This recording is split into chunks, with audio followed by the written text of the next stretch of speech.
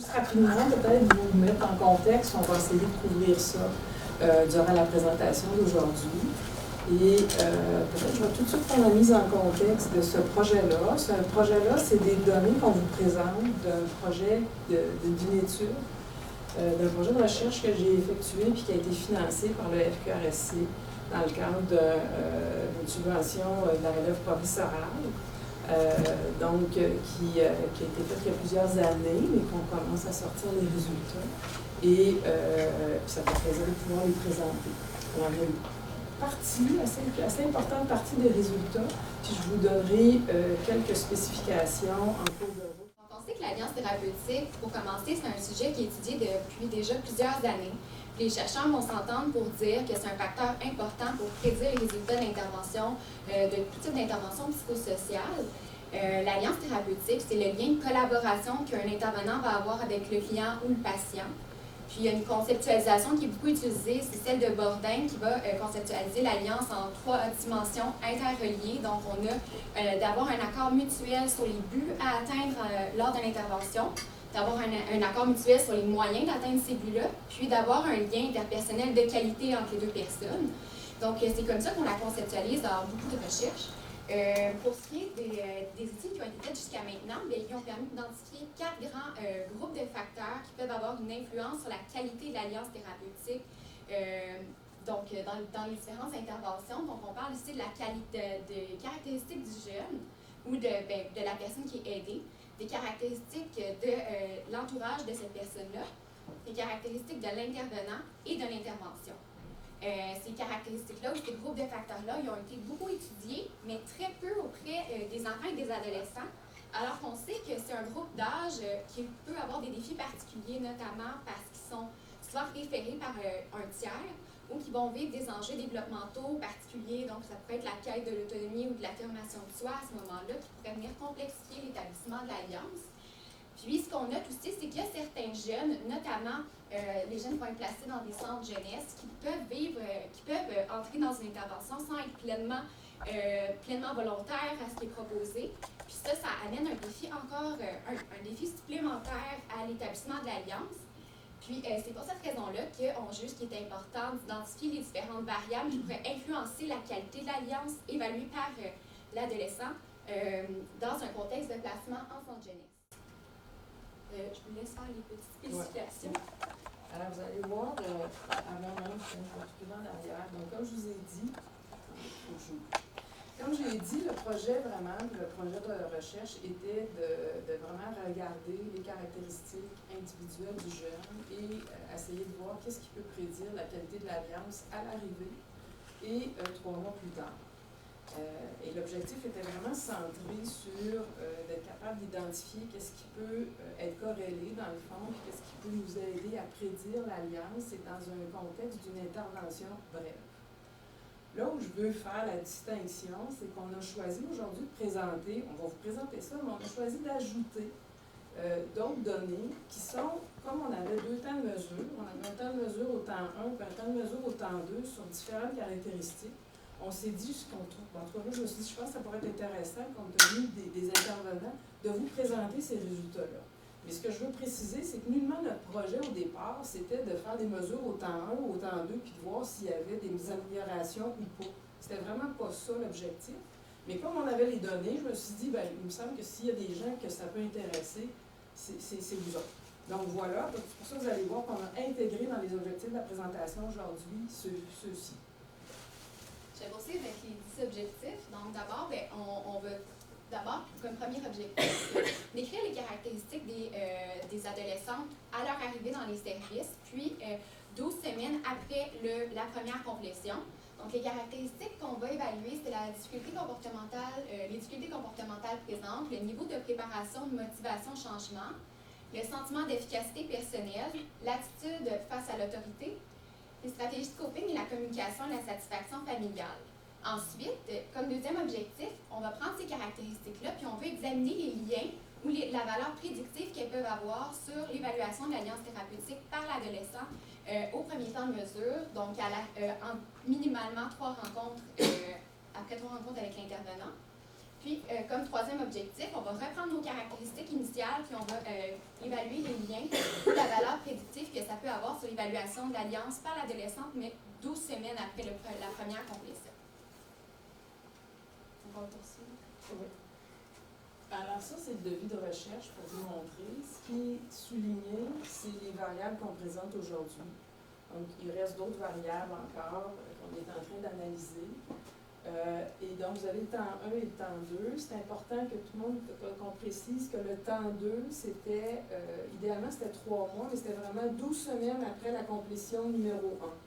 Donc, vous pouvez imaginer la complétion numéro 1, on va le voir tantôt, ça s'est fait à peu près à 1 mois et demi au début, quand les filles arrivaient là, au centre. Et donc, à partir du moment où il y avait la complétion 1, on calculait 12 semaines, puis il faisait la complétion 2 à ce moment-là. Elle devait, et les données qu'on présente encore là, c'est les données par rapport à l'alliance ou à l'intervenant assigné, parce qu'on leur demandait aussi de compléter des alliances avec un intervenant au choix, mais on ne verra pas ça aujourd'hui, et on a aussi des mesures d'intervenants, mais on ne les verra pas aujourd'hui. Donc, vous allez voir, il y a suffisamment de chiffres pour aujourd'hui pour que vous, c'est ça, on va essayer de ne pas trop vous étortiller. Alors, l'étude a été approuvée par le comité d'éthique, donc le CERAS, le CEREP, devenu CEREP à l'Université de Montréal, et aussi par le comité d'éthique à la recherche de l'Institut universitaire des jeunes en difficulté.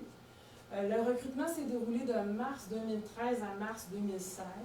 Les critères d'inclusion, c'était être une adolescente, donc l'étude s'adressait uniquement aux jeunes filles âgées de 12 à 17 ans et 11 mois, qui devaient être placées, il n'y avait pas de critère de premier placement. Elles devaient être placées depuis très peu de temps. Donc, elles devaient arriver et on essayait de les attraper, j'ai comme envie de dire, mais enfin de pouvoir communiquer avec elles pour voir si elles les recruter pour participer à la recherche.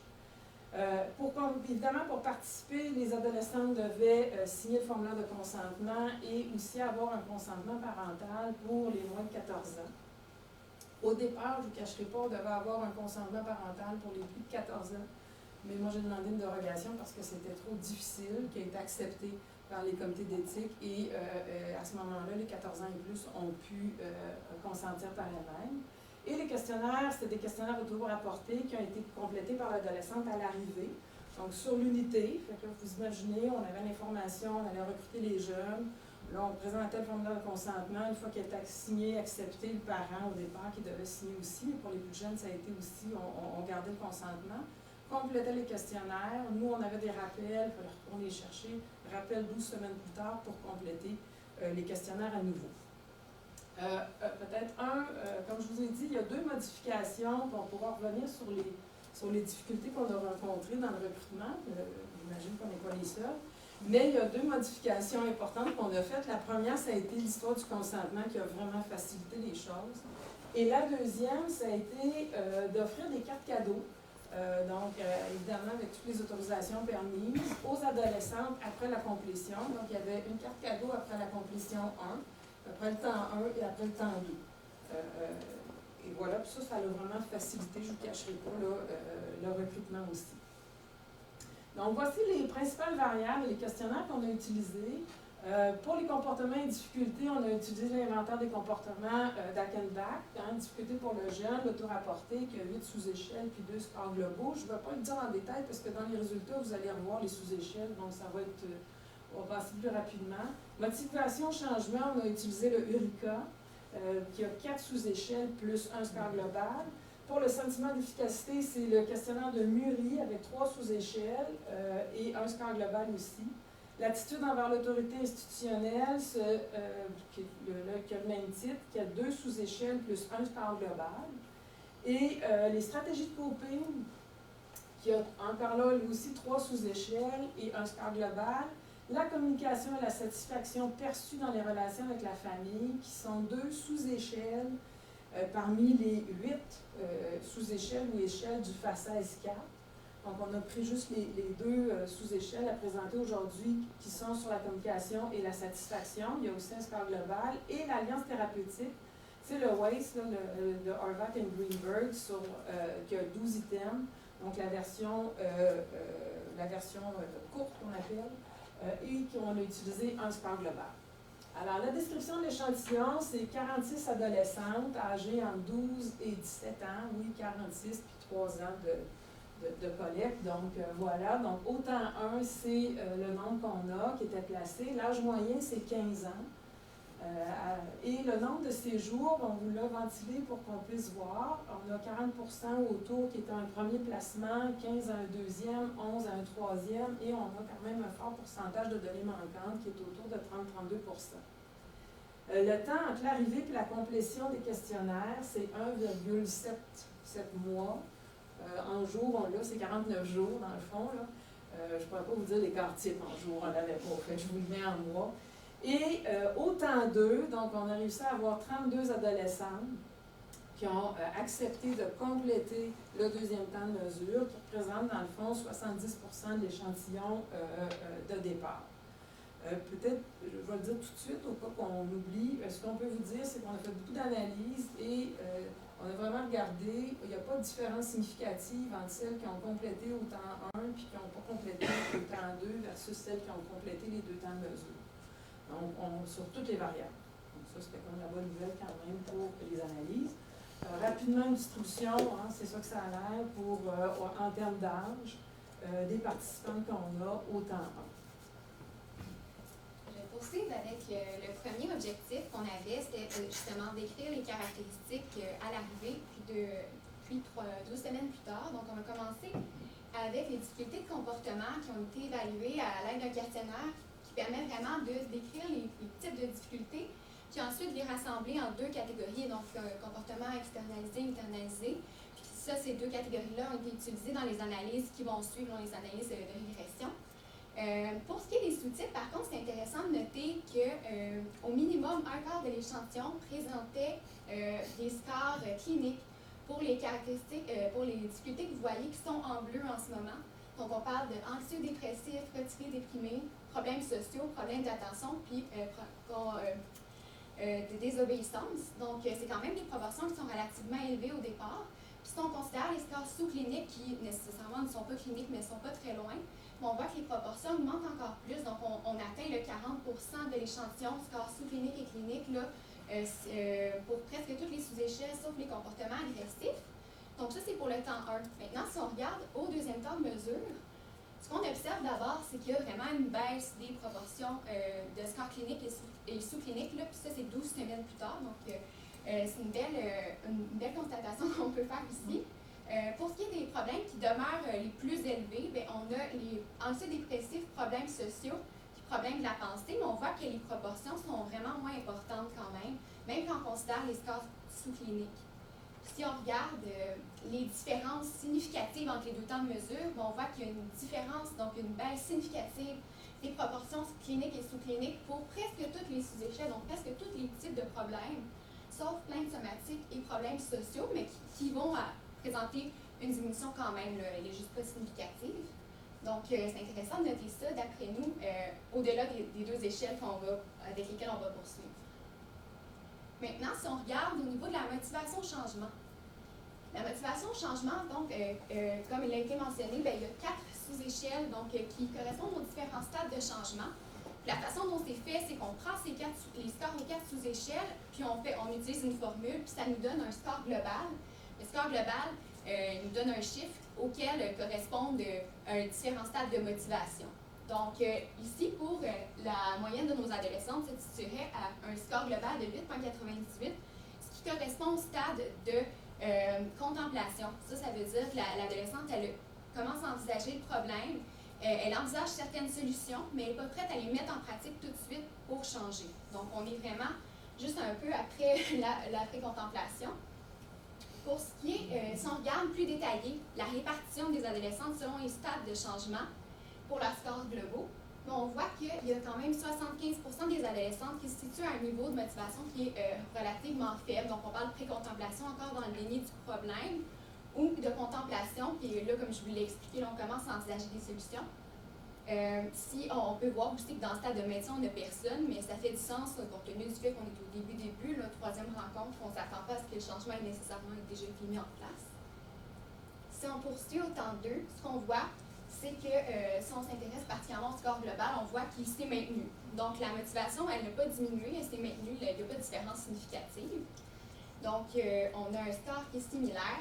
Quand on regarde l'organisation des adolescentes dans les différents stades de motivation, on voit que le pourcentage d'adolescents qui se trouvent dans les stades de pré-contemplation et de contemplation, ben, il n'est pas différent d'autant un. Donc, la motivation se serait maintenue pour les adolescentes de notre échantillon. Pour ce qui est du sentiment d'efficacité personnelle, l'échelle nous l'organise en 3 sous-types. Donc, on parle de sentiment d'efficacité sociale, donc dans les relations. Académique, c'est par rapport aux croyances en nos capacités à justement pouvoir atteindre les attentes, compléter les travaux, avoir des bonnes relations avec les professeurs. Pour ce qui est d'émotionnel, c'est la régulation des émotions. Si on regarde le score global, ce qu'on voit, c'est qu'il est moyen. On voit aussi que les adolescentes, ben, ils se distribuent relativement bien, donc ils ne sont pas toutes concentrées à un niveau de sentiment d'efficacité personnelle particulier. Puis, ce qui est intéressant de noter avec le minimum qu'on atteint, c'est qu'il y a personne qui se trouve dans un très très bas score de sentiment d'efficacité personnelle, parce que personne entre 0 et 40 sur notre score global. Puis on voit que ça peut varier entre 0 et 105, donc c'est intéressant de noter ça aussi. Si on compare, par exemple, avec le temps 2, où est-ce qu'on est rendu, c'est intéressant de noter d'abord que le score global, il y a une augmentation significative du sentiment d'efficacité chez les adolescentes. Puis, on a aussi une augmentation significative du sentiment d'efficacité académique. Donc, ça, c'est une petite nuance qu'on aime apporter parce que c'est le fait de savoir dans quel domaine ça s'est amélioré. Puis, finalement, si on continue avec l'attitude face à l'autorité, comme il a été mentionné, on parle de 2 types d'autorité dans ce questionnaire-là. Donc, l'autorité formelle, ici, on parle plus de la police, les lois. Autorité scolaire, c'est plus les professeurs, les règles à l'école. Ce qu'on peut voir, c'est que l'attitude envers l'autorité est relativement bonne pour nos participants parce que plus le score serait bas, plus elle serait négative. Là, il est relativement élevé sur une échelle de 5. Donc, c'est ce qui se dégage de ces résultats-là. Puis, on voit qu'au temps 2, oui, ça l'a augmenté un petit peu. C'est pas significativement différent, mais l'attitude positive s'est maintenue pour les adolescents de l'échantillon.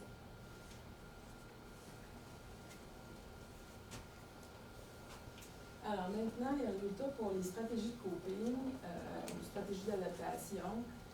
Il y a 3 sous-échelles, comme je vous ai dit tout à l'heure. Il y a le coping orienté vers la tâche, celui vers l'émotion et celui vers l'évitement. Ce qu'on peut voir, c'est que vers la tâche, on a un fort pourcentage, dans le fond, d'adolescentes au départ qui se retrouvent à faible à modéré. Orientés vers l'émotion, sont plutôt modérés avec un certain pourcentage aussi pour élever. Et on pourrait dire qu'il y en a très peu qui l'utilisent pas beaucoup. Et évidemment, celui-là, on cherche plus, on est plus content quand c'est plus bas, orienté vers l'émotion. Et vers l'évitement, on a quand même un fort pourcentage qui se situe à modéré puis élevé. Au temps 2, on a des choses, des scores qui sont similaires. Je vais peut-être tout de suite aller à l'autre diapo parce que vous allez voir, on les voit mieux, moi je trouve, quand vous avez le temps 1 et le temps 2 pour chacune des sous-échelles, où on voit que dans le fond, le coping orienté vers la tâche, il ne change pas tellement entre le départ versus 12 semaines plus tard. Ceux qui se modifient plus, c'est le coping orienté vers l'émotion. Et c'est un changement qui est positif dans le fond parce qu'il baisse. Et alors que le coping orienté vers l'évitement, lui aussi, il baisse, ou on peut dire il augmente vers le faible. Mais ça, c'est comme des bonnes nouvelles dans le fond. Ça veut dire qu'il y a quelque chose qui se modifie positivement au niveau des adolescentes dans leur stratégie de coping. Ensuite, la satisfaction de communication perçue dans la famille, au temps 1, au temps 2. Donc, pour ce qui est de la communication, au temps 1, on peut voir qu'il y a un fort pourcentage, encore ici, plus de la moitié qui, puis ça c'est la communication perçue, donc c'est le point de vue de l'adolescente, qui se situe plus à très faible ou faible. On a un pourcentage quand même, 33%, qui eux considèrent que leurs relations, les communications dans la famille sont assez bonnes. Et quand on voit au temps 2, ça diminue quand même au niveau de très faible à faible, fait que ça aussi c'est une bonne nouvelle. Et ça augmente au niveau de notre autre catégorie qui sont des scores élevés à très élevés. Donc, encore là, c'est comme quelque chose qui est positif de notre point de vue sur ce qui se passe au niveau des relations, de la perception, encore là, des relations familiales ou de la communication dans la famille. Au niveau de la satisfaction familiale, on a un score quand même très élevé au niveau de quand on parle de ce qui est très faible, quand on regarde. La bonne nouvelle encore là, c'est que je vous dirais, ça diminue au temps 2.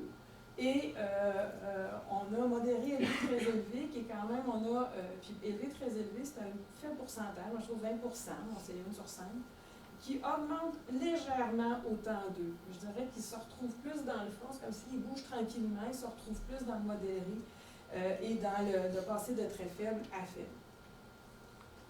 Et finalement, les scores d'alliance au temps 1 au temps 2, donc c'est des scores d'alliance qui sont très bons, à 3,84. Puis vous voyez, entre le temps 1 et le temps 2, il n'y a pas de différence significative. C'est assez stable. C'est vraiment, ça se maintient, on pourrait dire, chez le groupe d'adolescentes qui ont répondu aux 2 temps. Je vais poursuivre avec notre deuxième objectif qui était justement d'aller examiner les liens entre nos caractéristiques et la qualité de l'alliance évaluée par l'adolescente au premier temps de mesure. Ici, vous pouvez voir plein de corrélations. Nous, ce qui nous intéressait particulièrement, c'était les corrélations entre les caractéristiques et l'alliance. Donc, je vais changer de diapo pour que ce soit plus clair pour vous.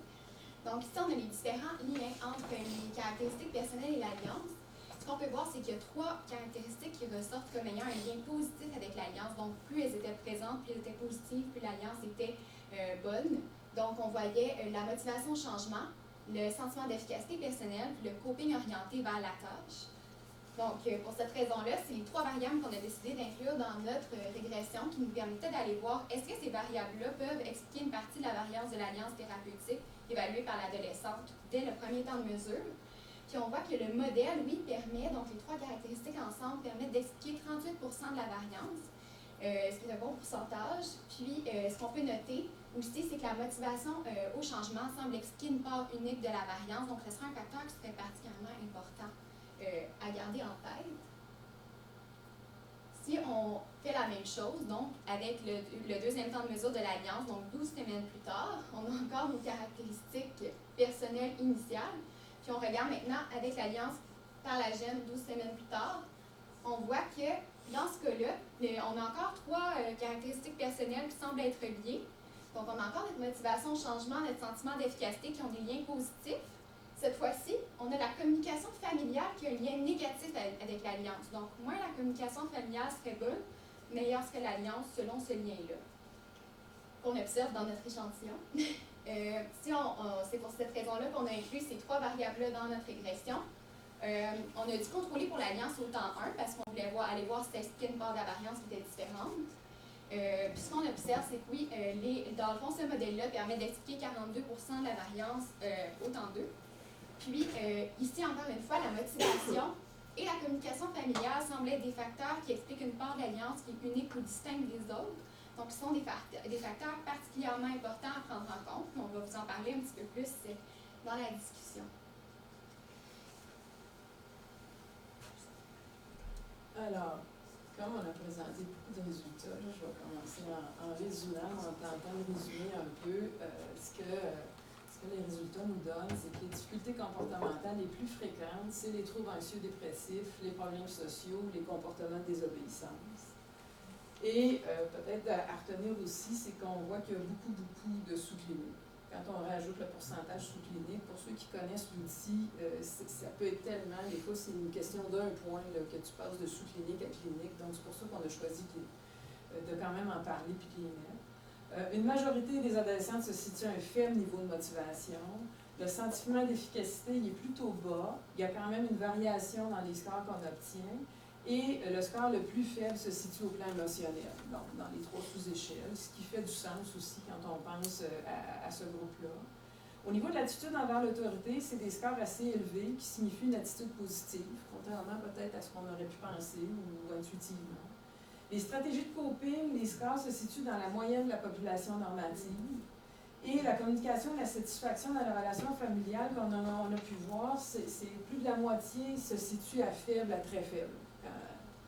Il y a quand même une grande variabilité chez les participantes. On a quand même un pourcentage important là, qui décrivent que c'est pas très bon. Et le score moyen d'alliance précoce il est de bonne qualité pour la majorité d'entre elles. Quand on regarde les différences entre le temps 1 et le temps 2, sur les différentes variables à l'étude, là où il n'y a pas de différence, bien, premièrement, c'est sur le score d'alliance. Deuxièmement, sur la motivation, comme Amélie l'a dit, ça ne change pas beaucoup. Dans le fond, on reste avec quelque chose d'assez stable. Les stratégies de coping, celles axées sur la tâche et l'évitement, on n'a pas de différence. Les scores par rapport à l'autorité ou l'attitude par rapport à l'autorité, encore là, on n'a pas de différence. Et au niveau de la communication familiale, on n'a pas de différence. Là où on a des différences significatives entre les deux temps de mesure, c'est le premier sur le sentiment d'efficacité personnelle et vraiment sur le sentiment par rapport à la sous-échelle académique qui est vraiment plus élevée. Donc, il y a quelque chose qui se passe dans ce temps-là, qui est comme 3 mois, où ça se modifie pour les adolescents. La satisfaction familiale est plus élevée. On peut se poser la question, hein, on peut se dire, bon, parce que si on essaye d'expliquer, je me suis dit, bon, peut-être parce qu'ils ne voient pas leur famille, finalement, peut-être une meilleure satisfaction. Bon, on peut y penser, ça reste une hypothèse. On peut aussi penser que peut-être que tu te vois différemment, peut-être que tu te vois moins souvent, peut-être qu'il y a des choses qui sont travaillées qui font en sorte que les visites ou les séjours, quand on est en famille, se passent mieux, se déroulent mieux.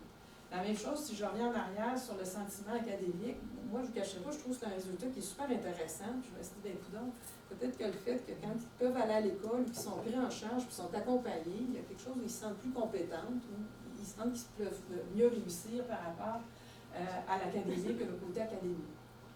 Les stratégies de coping, émotion a diminué. Ça aussi, je trouve que c'est une bonne nouvelle, hein, parce qu'on ne souhaite pas, dans le fond, que la stratégie de coping la plus utilisée se soit tout le temps sur l'émotion. Ça fait souvent partie des difficultés, la gestion et de la régulation émotionnelle. C'est quelque chose qui a diminué à l'intérieur de 12 semaines. Et les problèmes intériorisés et externalisés ont diminué aussi. Donc, bon, somme toute, je vous dirais que je trouve que c'est des bonnes nouvelles.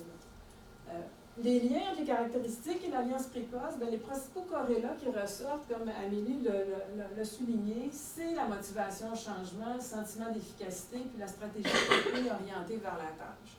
Donc, essentiellement, hein, quand on regarde, ces 3 variables-là à l'arrivée sont positivement corrélées à la force d'alliance thérapeutique précoce. Donc, les adolescentes qui sont motivées à changer leur comportement, qui se sentent confiantes d'être capables de le faire et qui sont capables de se centrer sur la tâche, perçoivent leur alliance thérapeutique comme étant plus élevée. Je pense que si on avait à décortiquer, bon, motivation au changement, ça fait du sens, puis je pense que ça tombe sous le sens, hein, de dire si tu es motivé à changer, c'est sûr que ça risque d'aider, je dirais, au niveau de l'alliance, puis au niveau du lien aussi. Une variable qui, à mon avis, est souvent peut-être sous-estimée, puis qui va, dans le fond, dans le modèle de changement, puis qui est assez intrinsèquement lié à la motivation au changement, c'est ce sentiment d'efficacité personnelle. C'est-à-dire, hein, si on allait à le définir, à le décrire, c'est la capacité de croire ou de penser que tu es capable de le faire. C'est pas parce qu'on dit quoi faire, c'est pas parce qu'on dit les étapes qu'il faudrait que tu fasses, c'est plus que ça, l'efficacité personnelle. Il faut que tu penses toi-même, puis que tu crois profondément que tu es capable de le faire. Parce que des fois, tu voudrais le faire, des fois, tu es motivé à le faire, mais des fois, tu ne te sens pas capable. Et tu ne vois pas comment non plus tu vas y arriver. Puis là, si on voulait aller plus loin, c'est que des fois, même si tu n'as pas ça, à mon avis, même si on te donne des recettes où on te dit fais telle puis telle étape, même le risque peut être plus grand de on essaie puis on vit des échecs.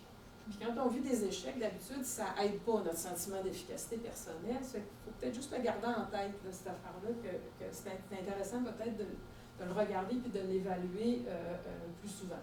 Et la stratégie de coping des adolescentes qui, dans le fond, ont des bonnes stratégies de coping qui sont plus orientées vers la tâche, bien, ça fait du sens aussi, parce que, comme on l'a dit tantôt, l'alliance, il y a différentes sous-échelles dans l'alliance qu'on a décidé de ne pas choisir, de ne pas vous présenter, là.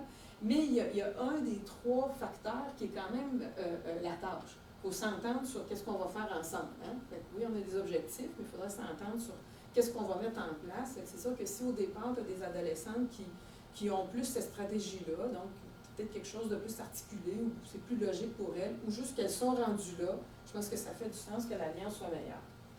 Alors, ces résultats-là, surtout pour les 2 variables, je vous dirais les 2 premières variables, sont similaires à ceux qui ont été obtenus dans d'autres études.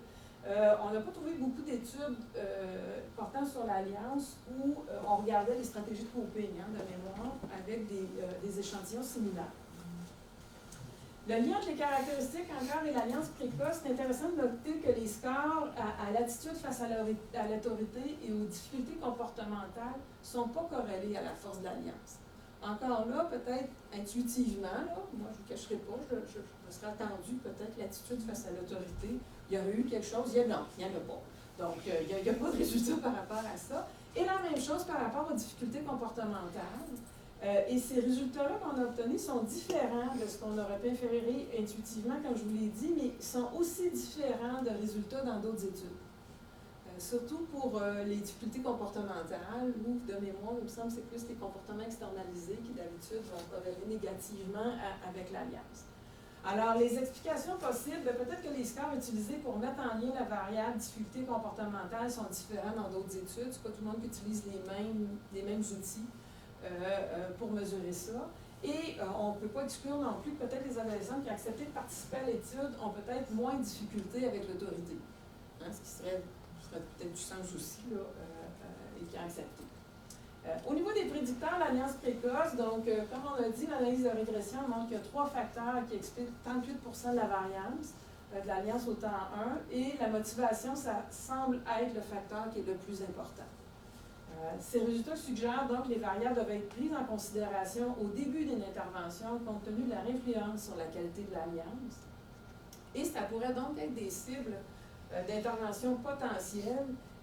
Et une des suggestions, je pense qu'on pourrait faire, c'est d'essayer de les mesurer au début puis pendant l'intervention pour essayer, dans le fond, ça fait plusieurs fois qu'on analyse, puis j'ai d'autres bases de données, je ne vous cacherai pas, puis c'est clair, qui portent sur ce projet-là. Et c'est clair que la motivation, c'est souvent le prédicteur qui est vraiment le plus important, c'est celui qui ressort beaucoup. Et qui, moi, je dirais, je ne suis pas certaine qu'on s'en occupe toujours adéquatement. C'est pas parce qu'on ne veut pas. Des fois, souvent, on n'a pas le temps, puis on est supposé avoir des résultats dans pas beaucoup de temps. Donc, je pense que mais je pense que c'est bien, des fois, de se rappeler que d'essayer de travailler à modifier des comportements chez quelqu'un qui n'est pas motivé, qui ne voit pas à quoi ça sert, qui ne comprend pas qu'est-ce que ça va lui apporter ou lui donner. Peut-être qu'on travaille dans le beurre, on le fait inutilement, puis peut-être pas très efficacement. Donc, c'est clair qu'une évaluation plus régulière pourrait être une manière de la motivation puis de l'efficacité. Ça pourrait être une manière d'aider les jeunes. Moi, j'essayais de le voir d'une façon plus appliquée, mais d'aider les jeunes à verbaliser pour prendre conscience de leur motivation ou de leur non-motivation. On devrait, je trouve, à la fois parler s'ils sont motivés ou même pas motivés, puis d'essayer de voir qu'est-ce qui pourrait les motiver, mais aussi de leur confiance ou non dans leur capacité à effectuer les changements souhaités. Puis celui-là, c'est ça, je trouve que peut-être moi j'entends plus parler encore là de motivation, mais l'efficacité personnelle qui pourrait être formulée d'autres façons, parce que peut-être même pour des adolescents, je ne suis pas sûre que ça serait très sexy, là. Mais je pense quand même de parler plus de leur sentiment, de je vais être capable de le faire, et je vais-tu me risquer à le faire. Moi, je trouve qu'il y a quelque chose autour de ça qui serait peut-être intéressant à développer. Et finalement, les liens et prédicteurs d'alliance 12 semaines plus tard. On a la motivation, le sentiment d'efficacité personnelle et la communication familiale, mais qui, comme on l'a dit, qui est vraiment plus corrélée négativement à l'alliance thérapeutique au temps 2. L'alliance thérapeutique au temps 1 explique quand même 18% de la variance, mais il n'en demeure pas moins que les 3 autres facteurs rajoutent à 25% l'explication de la variance, ils ont quand même un poids important. Et, comme je disais tout à l'heure, la communication perçue, moi, l'hypothèse puis je ne dis pas que c'est la seule, mais celle qui me vient le plus, c'est peut-être que quand tu as une moins bonne communication avec tes parents au départ, avec ton système familial, peut-être que tu es plus disponible à créer un lien avec d'autres intervenants puis dans ton réseau. Alors que si tu as un très bon système familial, des bonnes communications, peut-être que tes alliés ou les gens avec qui tu vas te confier ou avec qui tu vas parler, ça demeure tes parents. Alors que là, c'est ça. Je pense que quand tu en as moins des bonnes communications, tu vas peut-être être plus ouvert à l'aide qui t'est offerte. Donc, ces résultats appuient l'importance de prendre en considération le facteur motivationnel d'adolescente dans l'intervention parce que ça peut favoriser une meilleure alliance, elle-même qui théoriquement est associée aux résultats de l'intervention. Ça pourrait être pertinent, si on regarde d'un point de vue encore là plus appliqué, de peut-être essayer de développer puis d'appliquer des stratégies pour favoriser la motivation, mais favoriser le développement de la motivation chez celles qui sont moins motivées, mais peut-être aussi juste d'avoir en tête que celles qui arrivent motivées, qu'on maintienne leur motivation puis qu'on s'assure qu'elles restent motivées. Encore là, je le répète, c'est quand même intéressant que dans les chiffres qu'on a, nous autres, elles restent motivées. Alors, quelques points à retenir parmi les différents résultats qu'on a apportés ou qu'on a discutés. Bien, la motivation au changement, au niveau de préparation au changement, il est important de prendre en considération. C'est associé à l'alliance thérapeutique et c'est un prédicteur important.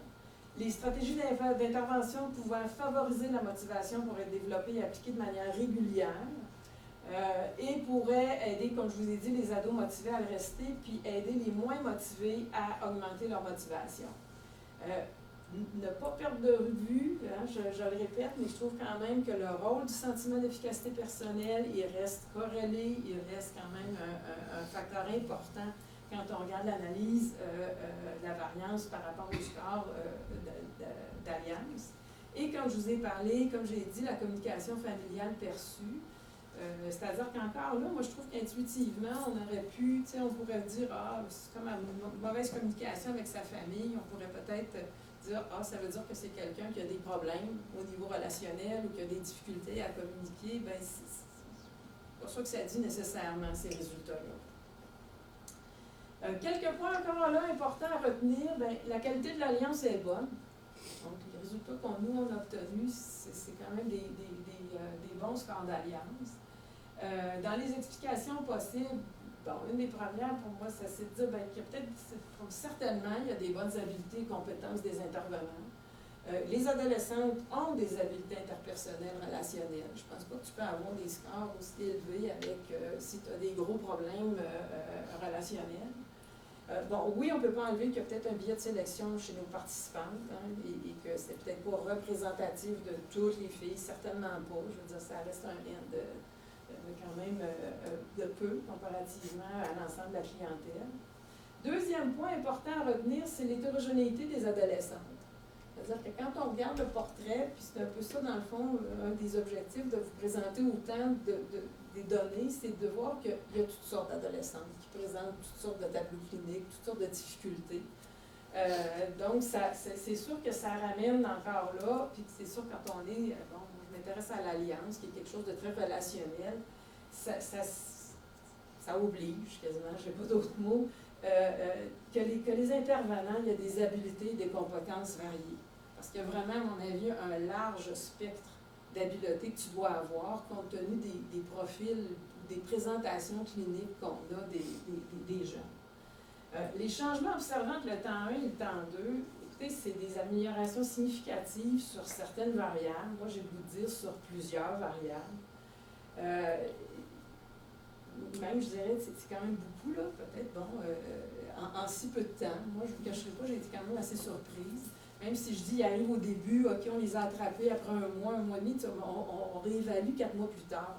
Ce qui, moi, m'apparaît quand même, je n'ai pas ça une intervention brève, là, me semble, là, quand, mais il y a beaucoup de scores qui sont améliorés. Oui, on peut dire l'hypothèse, c'est l'apaisement du bouleversement du début. OK, peut-être que tu les attrapes au début, puis là, ils scorent plus haut.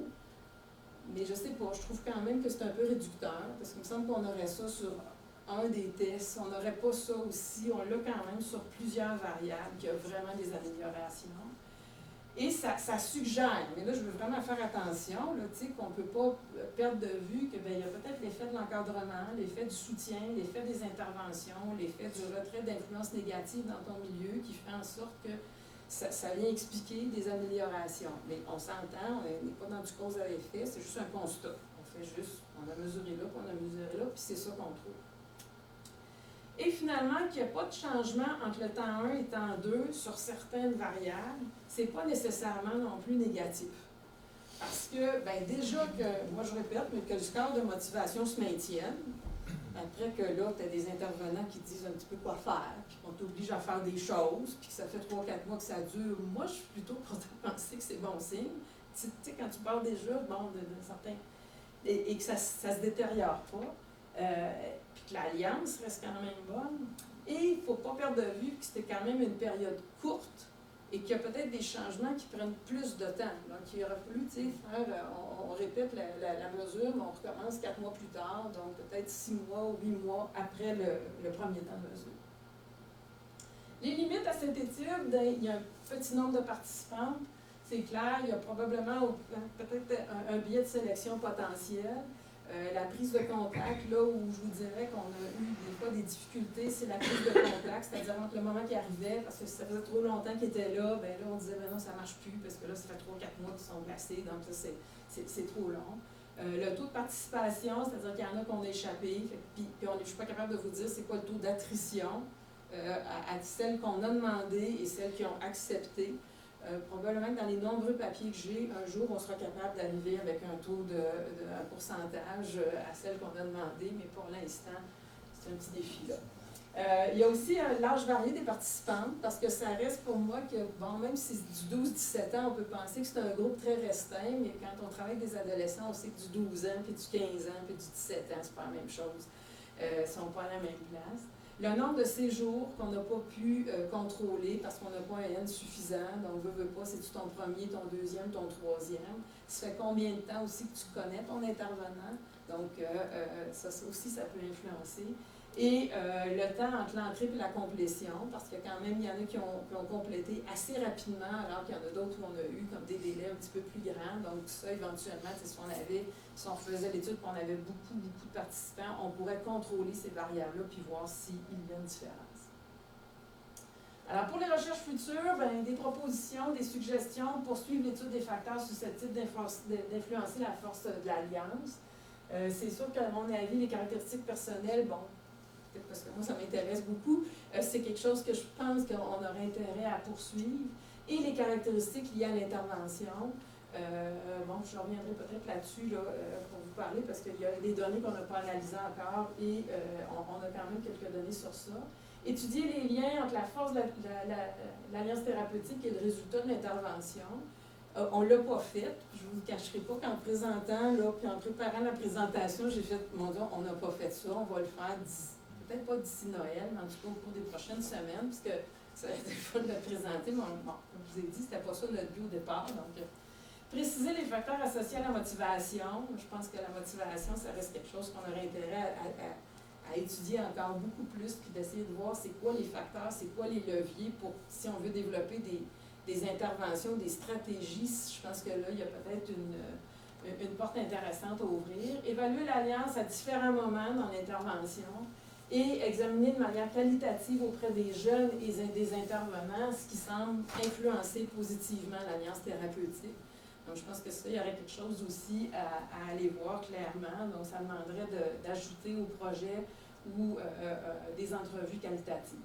Il y a des données qu'on a déjà, avant d'aller au remerciement, mais il y a des données qu'on a déjà, puis comme je vous ai dit dans le premier devis, dans la diapo au début que je vous ai présenté, c'est qu'on a des mesures d'alliance des jeunes avec un intervenant au choix. L'idée pour moi était que dans un groupe d'intervenants, des fois tu peux avoir des alliances différentes.